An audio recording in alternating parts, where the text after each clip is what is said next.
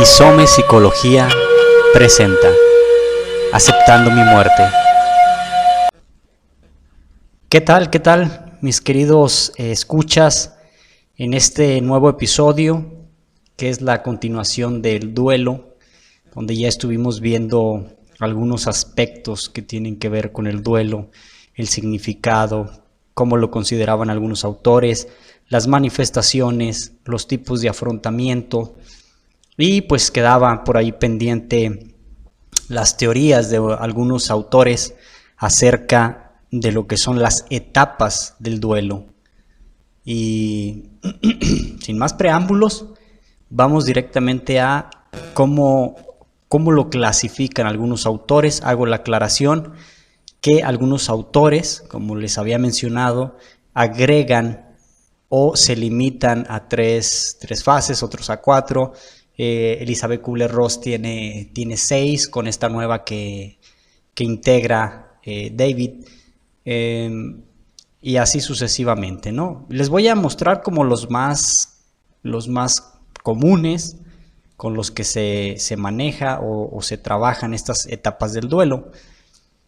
Vamos a iniciar que hay 3 autores que tienen prácticamente las mismas fases, por así decirlo, o que utilizan las 3 fases, como ya lo habíamos mencionado anteriormente con esta edición de psiquiatría, esta 12ª, espero sí haberlo dicho bien, edición que hacen Kaplan, y manejan 3, entonces ellos más o menos se apegan a esas mismas 3, se las voy a decir a continuación.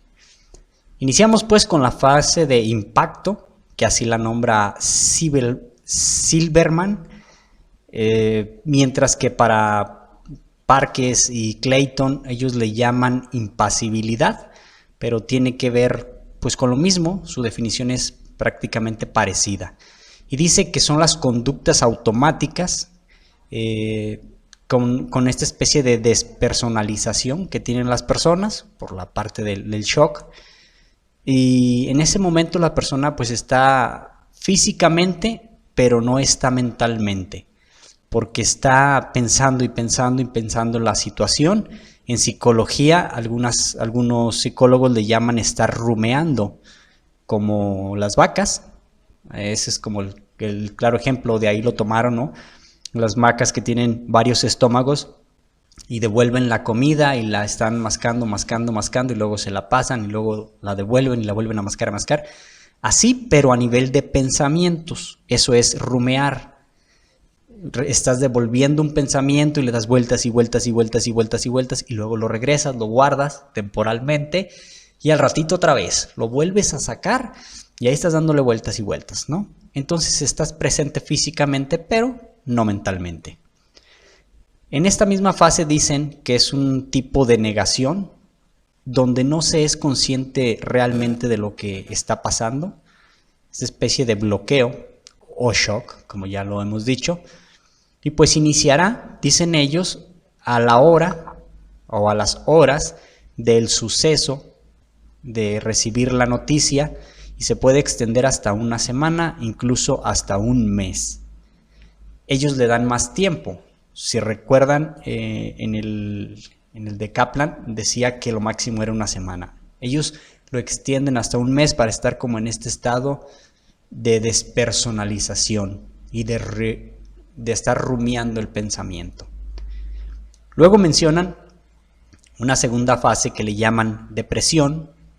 Clayton en específico así le llama, pero por ejemplo Silverman le llama repliegue. Tiene que ver con lo mismo y se inicia pues con una depresión o inhibición de lo que está pasando.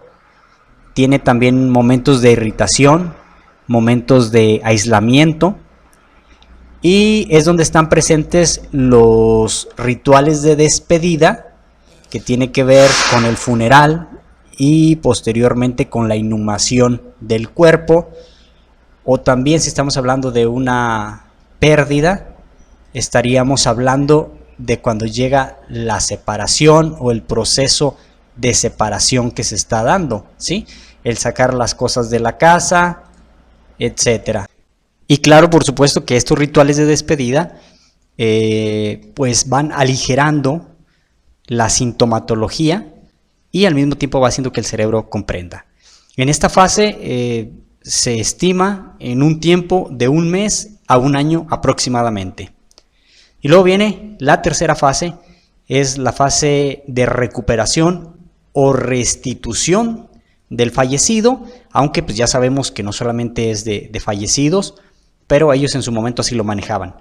Es la parte donde la persona retoma su funcionamiento previo al suceso y comienza a hacer nuevos lazos afectivos. Si fue tras una ruptura de pareja, pues hará nuevos lazos. No necesariamente tiene que ser una pareja, sino nuevas amistades.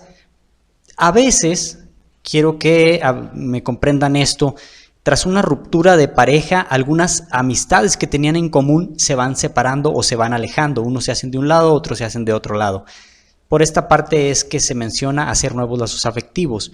Incluso si es la muerte de un familiar, también. Si es la muerte de, por ejemplo, de un esposo o esposa a edad temprana, pues algunas personas vuelven a rehacer sus vidas, vuelven a hacer sus lazos afectivos con otras personas. Se retoma también en este tiempo las tareas pendientes que se tenían con el fallecido. Tenían ganas de ir a algún lugar, pues, pero ya no se pudo. Entonces ahora la persona, el sobreviviente, será quien las realice.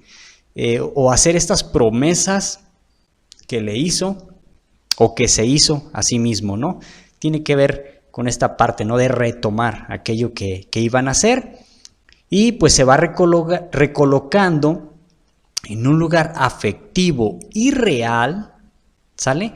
Que no genere ese malestar a la persona. O sea, lo mismo que ya mencionamos de resignificar. Que se vaya entendiendo obviamente que no va a regresar eso que ya perdimos y ir aprendiendo a vivir sin esa cosa, o sea, cosa me refiero a objetos que hemos perdido, una casa, un carro, en cuestión de amputaciones de la familia, de alguna persona que falleció, obviamente de las parejas, ¿sí? Se los aclaro constantemente para que me vayan entendiendo. Y esto dicen ellos que se va a iniciar aproximadamente de los 6 meses o hasta 1 año, o posiblemente hasta lograr la restitución o esa resignificación, como lo mencionaría este discípulo de Elizabeth Kubler-Ross. Algunas personas obviamente postergarán sus duelos por cualquier motivo. Ya les estuve platicando en el episodio anterior cuestiones por las cuales alguien postergaría su duelo de acuerdo a su forma de afrontarlo, y obviamente si lo van postergando pues tardarán más tiempo en hacer esta etapa que ellos mencionaban de recuperación o restitución, ¿sale?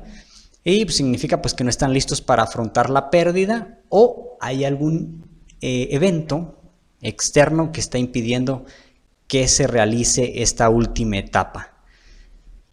Otra que le agregaríamos ahí, no sé si ya lo mencioné, es que a veces hay más muertes en la familia, por lo tanto lo van postergando y no se hace esta fase de recuperación. Pero bueno, estas 3 fases similares en lo que se dice o en lo que se sostiene para Silverman, para Parkes y para Clayton.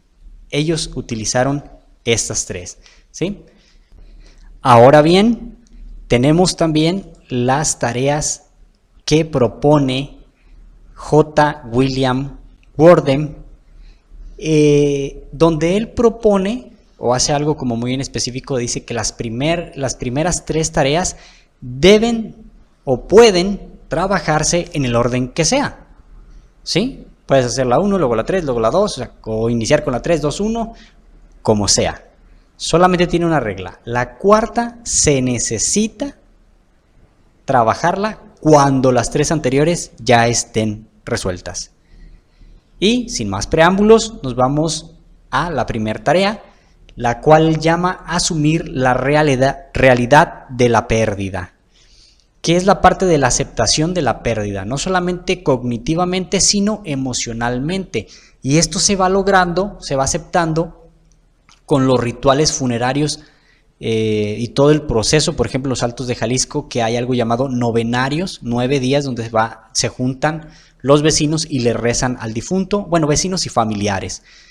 Entonces esto va haciendo que se vaya asumiendo la realidad de que la persona ya no va a estar.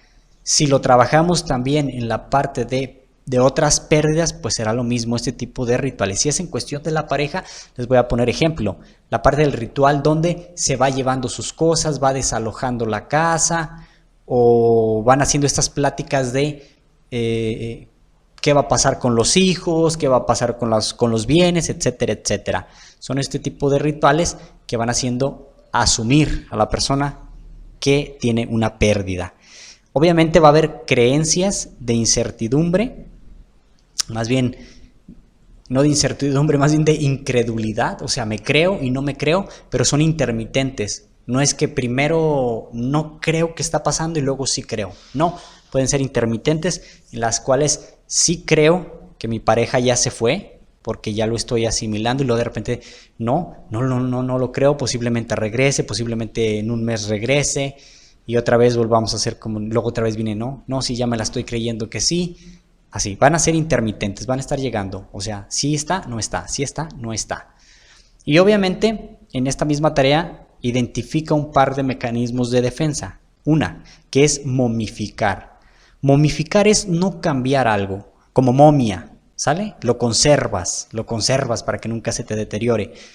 Si hablamos del fallecido de un familiar, pues bueno, se refleja en los cuartos, donde no cambiamos nada, no se cambia nada, no se cambian las sábanas, nada. Y no permito que nadie entre porque me lo mueve. Eso es momificar al fallecido, o algún otro tipo, supongamos si tenía un tallercito de algo, de madera, vamos a suponer, también. Que no me le mueva nada, tal cual dejó el desarmador, ahí quiero que esté el desarmador. Eso sería momificar y es un mecanismo de defensa. Por el contrario está el otro, que es minimizar, en el cual negamos la muerte o la queremos olvidar rápidamente y a deshacerse de todas las cosas del fallecido. Vámonos, todo para afuera. En bazares, o sea, para venderlo, en regalarlos, incluso hasta tirarlos. Ese es el otro mecanismo de defensa que no nos ayudará, obviamente, a realizar la tarea de asumir la realidad. Entonces, hay que trabajar, no caer en estos dos mecanismos de defensa, estar muy al pendiente. La segunda tarea que propone se llama elaboración de emociones relacionadas al duelo. Las personas obviamente no estamos preparadas para afrontar estas naturalezas de las emociones que van surgiendo tras una pérdida, mucho menos cuando las pérdidas son violentas o son repentinas. Entonces no estamos preparados. Sin embargo, la tarea nos dice que hay que ir elaborándolas poco a poco. Como ejemplo, sería como negar las emociones cuando te ocupas en hacer algo. Limpiar, trabajo, gimnasio, salir con los amigos, salir con los niños, lo que sea, para no conectar con las emociones. O sea, me mantengo ocupado. Una terapia ocupacional excesiva, donde ya se está poniendo patológico esto, ¿sí? Tiene por ahí una implicación sencilla, ¿no? Hago muchas cosas, me canso y me quedo dormido y no conecto con las emociones. Obviamente esto va a ir retrasando los procesos y se va haciendo de manera insana. Prácticamente se evitan las emociones dolorosas. Algunos casos que se han visto es que, aparte de estarlo negando, pues se llega a los consumos excesivos de alcohol, de sustancias, de cigarrillos, de comida. Entonces no, hay que trabajar y elaborar de una manera correcta las emociones.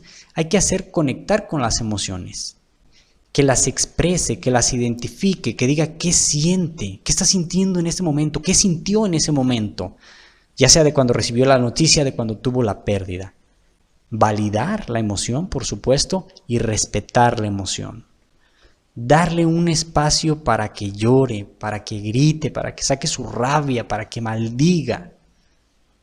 Ojo, Las sociedades reprimen mucho esta parte de sacar las emociones porque no saben qué hacer con ellas.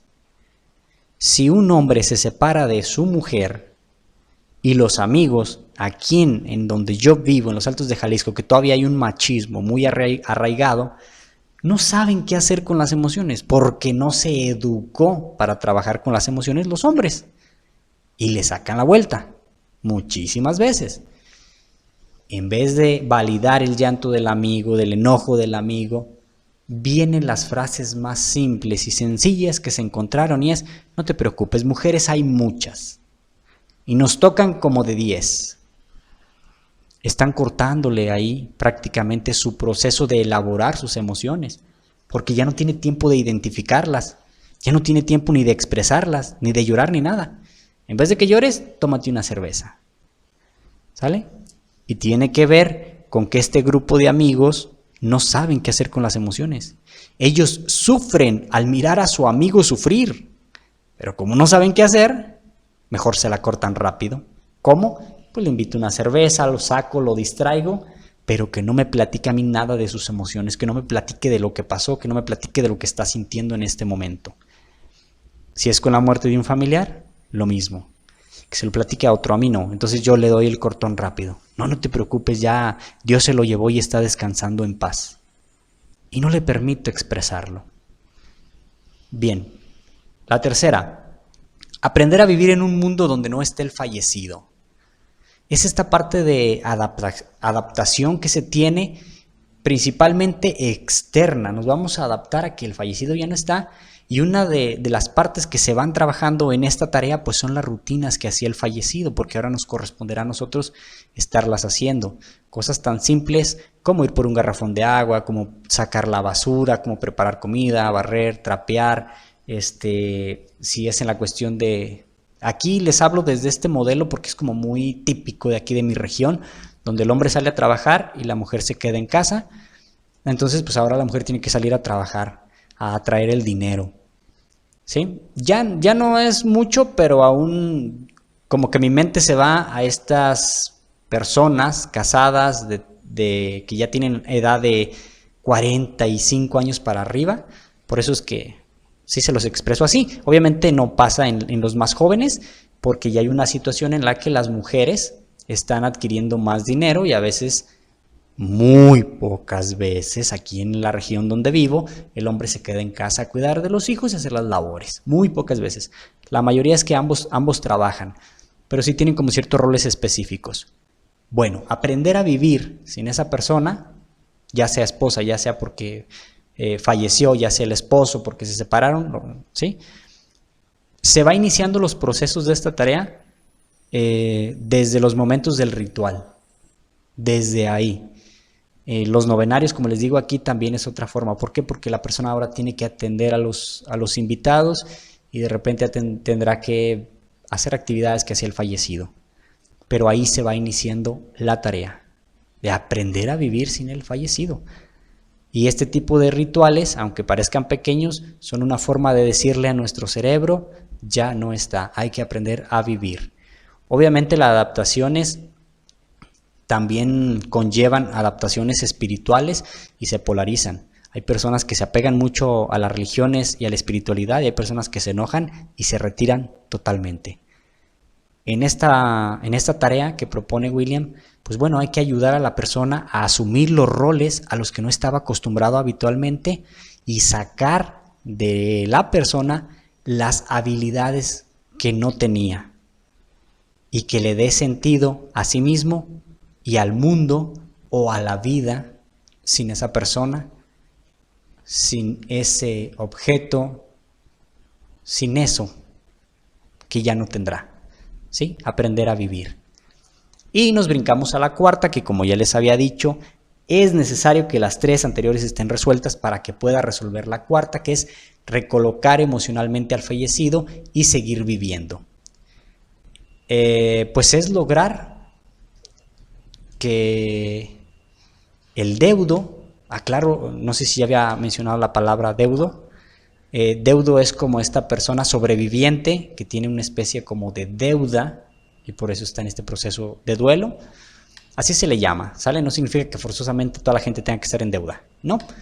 Bueno, pues es lograr que el deudo encuentre un lugar para el fallecido, recolocarlo emocionalmente sin que le esté lastimando, teniendo ese vínculo todavía. Llamo fallecido, acuérdense que tiene que ver con más cosas, pero sin que le impida seguir viviendo natural y normalmente. Y esta tarea no es para olvidarlo, es para recolocarlo en un lugar especial. O sea, se trabaja en enseñar que no es renunciar a eso que perdí, sino darle el lugar adecuado para yo seguir adelante. Y ahora, por supuesto, pues vamos a continuar con estas etapas del duelo más comunes, más populares, porque fueron de las primeras, si no es que la primera que se propone, y la hace, pues, por supuesto, Elizabeth Kubler-Ross, por allá por 1969, que en los episodios anteriores, donde ya estuvimos viendo la historia de cómo surgió la tanatología, hablábamos de que ella, junto con unos seminaristas, fue a estos lugares donde había enfermos terminales, les hizo acompañamiento y distingue estas etapas, que son las que les vamos a decir a continuación, aclarando obviamente que para ella las etapas no se daban como en este sentido jerárquico, o por lo menos se fue descubriendo que no funcionaban así, sino que se hacía conexión con alguna de ellas y también estaban como intermitentes. En algún momento aparecía una, en algún momento aparece la otra,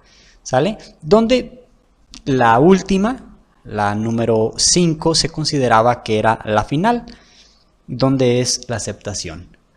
Y también vamos a hablar de la que hace David Kessler en el 2021, que ya está aprobada como la sexta etapa en el modelo de Elizabeth Kubler-Ross. Vamos a iniciar, obviamente, ustedes las conocen, ya saben qué es la negación, la ira, la negociación, la depresión, la aceptación. Y la sexta, la nuevecita, resignificación. La negación, bien, tiene una función protectora o es una defensa provisional para no tener un colapso y pues se caracteriza precisamente por eso, por negar. No, esto no debe de estar pasando, quizás esté equivocado, mi diagnóstico esté equivocado, quizás no fue mi familiar, quizás a mí no me despidan del trabajo, esto debe de ser mentira.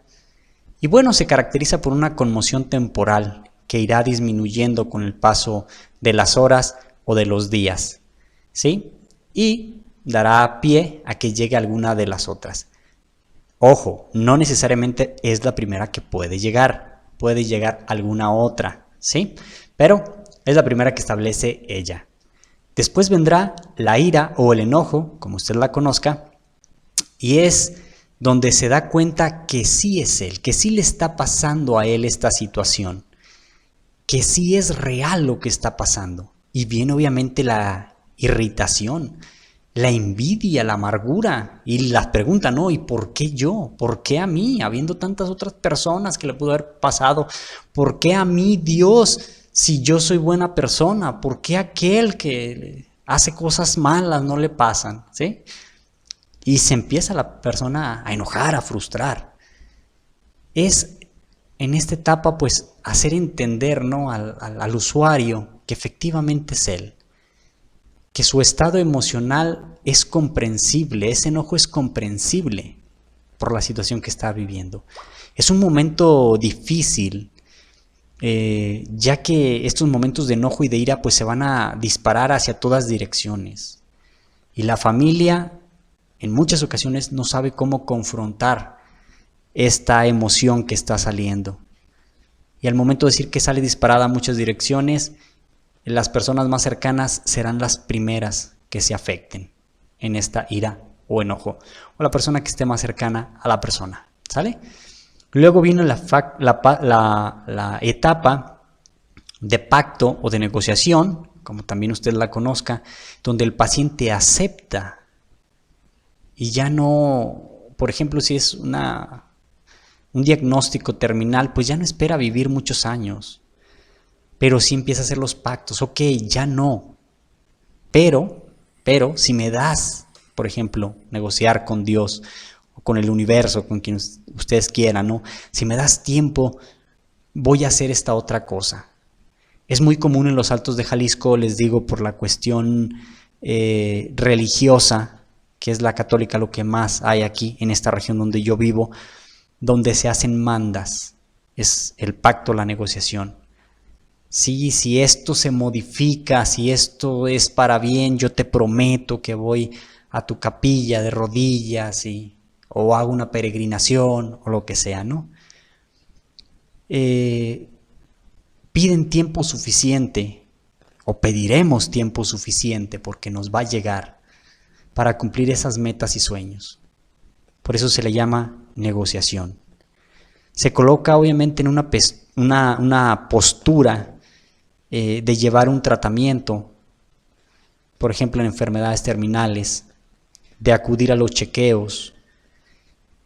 También esta parte de negociación es muy visible cuando las personas comienzan a ir a los lugares religiosos nuevamente para hacer este pacto. Hay que identificarlo obviamente para aliviar los temores irracionales de castigo que tienen algunas personas si no se cumplen dichas metas. Pero en algunas ocasiones, después de este pacto y negociación, al ver que no se cumple, viene la depresión. Algunas veces, ya les dije que no funciona exactamente así. Y en la depresión, pues es reconocer, ¿no?, que ya no se puede negar eso que está pasando, que sí es real, que el pacto no está funcionando, porque la realidad es distinta.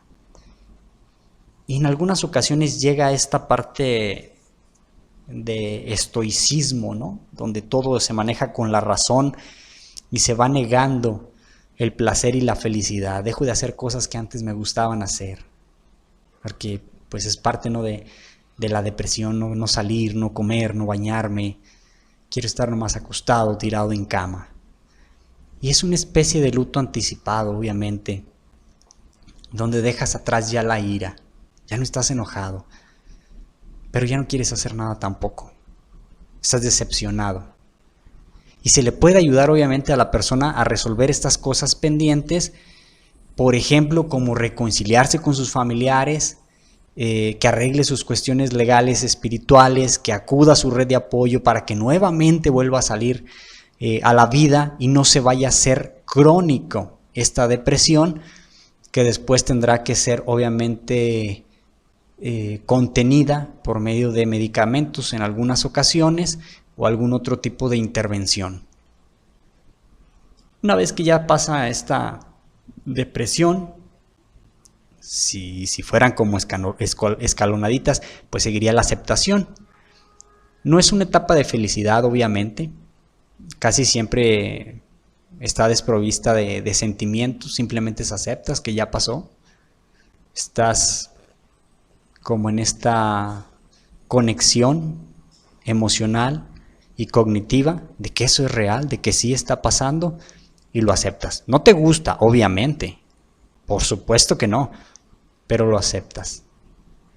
Es muy común que las personas en este momento se vayan retrayendo a la familia, se vayan retrayendo a su red de apoyo y van aumentando estos momentos de descanso que en las otras etapas a veces no tenía esta falta de sueño, ¿no? Y ahora con esta aceptación pues ya le solicita el cuerpo descansar y sentir esa paz que necesitaba.